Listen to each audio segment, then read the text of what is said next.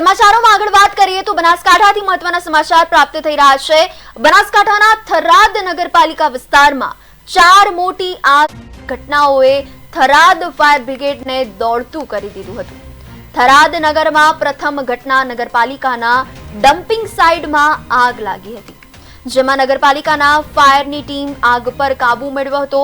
બીજી ઘટનામાં થરાદમાં જ મોડી રાત્રે ડિસ્કવરી કોમ્પ્યુટર અને ઇલેક્ટ્રિક શોરૂમમાં બની છે, જ્યાં ફાયર બ્રિગેડની ત્વરિત કાર્યવાહીથી 90% માલ સામાન બચાવી લેવાયો હતો।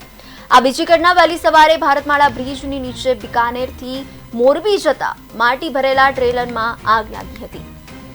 સૌથી ગંભીર ઘટના સવારે 4:34 કલાકે નવા બની રહેલા 4 લેન હાઈવે પર બની, જ્યાં એક ટ્રેલર અને એડિબલ ઓઇલ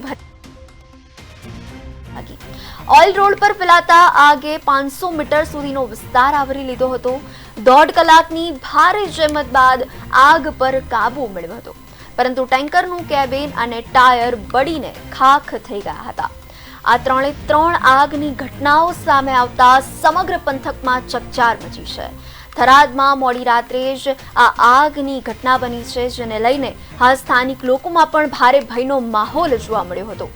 બનાસકાંઠાના થરાદ નગરપાલિકા વિસ્તારમાં 4 મોટી આગની ઘટનાઓએ થરાદ ફાયર બ્રિગેડને દોડતું કર્યું હતું, જેમાં આ સમગ્ર ઘટના સામે આવતા લોકોના જીવ તાળવે ચોંટ્યા હતા।